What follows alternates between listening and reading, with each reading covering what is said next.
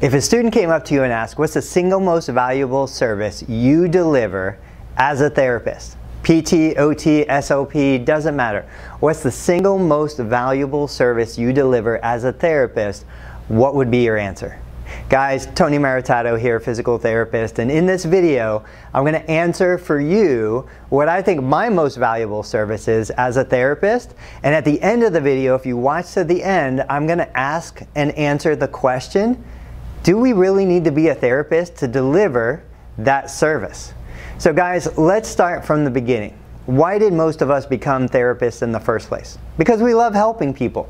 We love the challenge of figuring out the root cause. What's the problem? We love putting together and crafting the individualized, most exciting and interesting and efficient plan of care. We want to get people from where they are now to where they want to be as quickly, efficiently, and effectively as possible. We do. We love it. Of course, we feel good doing that, right? So there's an ego component in there. We feel good that we can help other people. But at the end of the day, what is really the value proposition that we deliver? What are we actually doing? I would say, for me, now, all I can do is answer for myself. The most value I can deliver to a client is peace of mind, knowledge, and access to my history.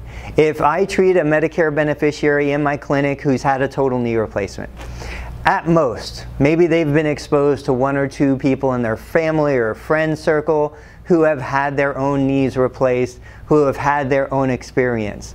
But I bring to the table exposure to 300, 500, if you count my Facebook group, 1,000 people who have had knee replacements.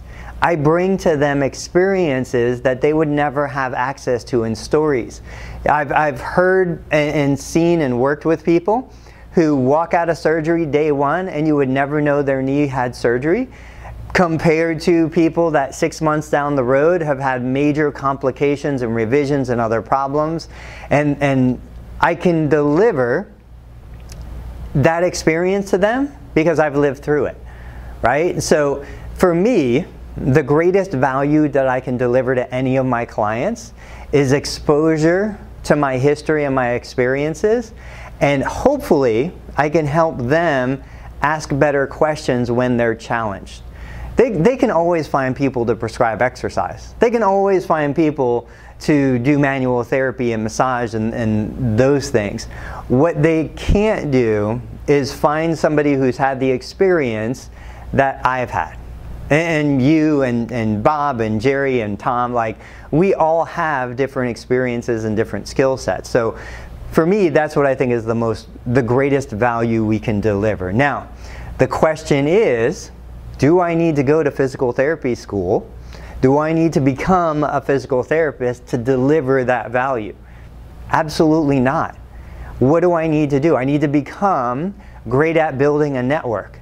If I know you and you have those experiences and you have the answers that particular patient needs, all I need to do is know you, know the patient, and combine the two of you, right? What makes Google and Facebook and Uber such successful businesses? The fact that they are connecting people.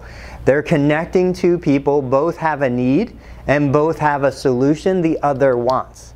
So rather than me spending 7 years of my life going through the process of becoming a therapist, assuming $150,000, $200,000 in student debt, taking all of that time, energy, effort, and putting it into something, whereas if I just put a fraction of that time into building a network, into getting to know all the clinicians in my city, in my state, in my country, now I can facilitate those connections and those relationships. And then when I'm making the money that I want to make, if I want to use that to go pay for school, to become a therapist because I'm passionate about it and I love it and I want that information, then I can do it.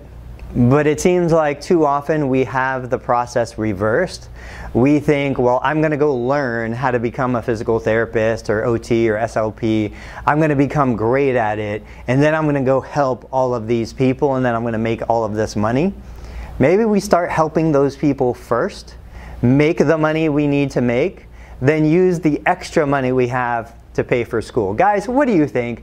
If you're a therapist watching this, do me a favor. I would love to start a nice thread on YouTube sharing your experiences and your ideas and the way you would answer this question. So post in the comments below, what do you believe is the greatest value you deliver to your clients? And do you think people need to become clinicians first to deliver that value? Let me know in the comments. Subscribe to the channel. Let's grow this community together. Guys, as always, thank you so much, and I'll see you on the next video.